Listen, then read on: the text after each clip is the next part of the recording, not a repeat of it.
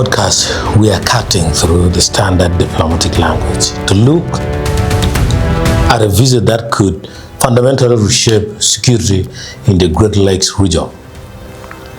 General Muhoozi, the Chief of Defense Forces for Uganda, has just touched down in Kigali for a two-day official working visit. It was received by his direct counterpart, General Mubarak and is scheduled for high-stakes talks with the Rwandan Defense Forces leadership and a private audience with President Paul Kagame. On the surface, the official line from the UPDF tells us this is about deepening military cooperation and bilateral ties, but the real story is far heavier, and it's playing out not just in the boardrooms of Kigali, but in the comment sections of social media. But let's first have a look at what Nigerian prophet Primate Ayodele is saying about Uganda. In Uganda, you better change the military formation there. The president, Museveni, change the military formation because there is a betrayer in your military system now. Very sensitive. Take it very serious so that there will be no a coup attempt. Restructure, do restructuring quickly. It's because God loves you. If he doesn't love you, he will not tell you this. Restructure, urgently restructure, and be careful so that you don't lose any prominent person in your cabinet in Uganda. Ayodele also gave a warning to William Ruto. I don't know if it is just a conspiracy. Ruto, you must not go and sign an agreement that you will not be able to fulfill. Be focused.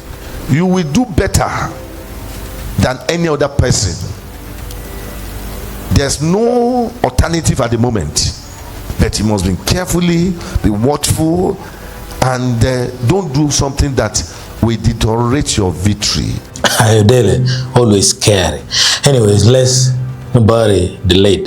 The geopolitical weight of this group is defined by what General Muhoozi said right before he left. In a post on X, he announced his intention to sign a formal defense pact between Uganda and Rwanda, and he didn't use vague diplomatic jargon.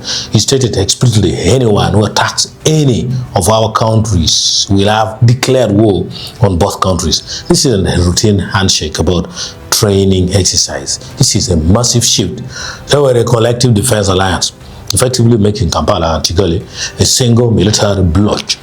We have to ask, who is this pact against? The answer almost certainly lies directly west in the Eastern Democratic Republic of Congo.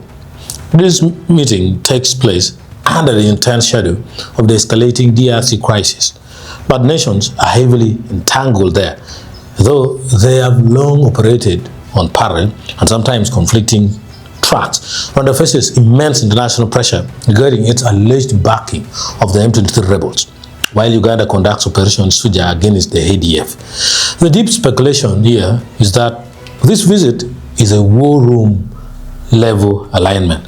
The goal isn't just to avoid accidental clashes between the UPDF and RDF, but to present a unified joint front against external threats, whether from militias or international sanctions.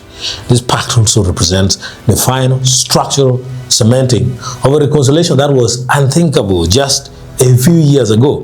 That fragile recovery is now being hardened into steel by General Muhoozi, who continues to leverage his personal rapport with President Kagame to bypass formal bureaucracy with direct personal diplomacy. Adding an intriguing layer to this narrative is the presence of Andrew Mwenda, the prominent Ugandan journalist who is traveling with the delegation. Mwenda isn't on the sidelines critiquing from after he is embedded, providing real-time inside updates from Kigali. His front row seat officer offers a rare glimpse into the dynamics of this high-level diplomacy. In a light-hearted moment, he even posted about playing basketball with President Kagame and General Muhoozi, joking that his disastrous performance would earn him a spot in the Guinness Book of World Records. General Muhoozi understands that President Kagame is a reliable person. If you want to have an agreement with someone and you can trust them, And many people within the Ugandan leadership don't believe this or would want to erase it. If you want to have an ally whom you can trust, that will be there for you in good times or in bad times, whether it rains or it shines, in winter or in summer, during the ups and downs of this mortal, veilful life. And now, this makes me emotional. President Kagame is a person you can rely on. And General Muhoozi knows that so well. And I think that the driving factor in rebuilding this relationship is that at his birthday, I did mention this because some people in Ugandan intelligence were manufacturing fake intelligence saying Kagame is planning to kill Muhoozi, Kagame is planning this. They wrote so many reports to MK in order to win him over from having a positive view of Rwanda and President Kagame.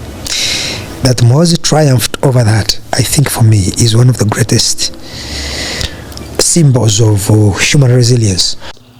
It's a candid human moment that cuts through the usual stiffness of state visit, but the replies to his post tell a different story. One commentator, Shakira Patrick, struck a sharper tone. You should be proud of yourself, even since you sold your conscience to the oppressors.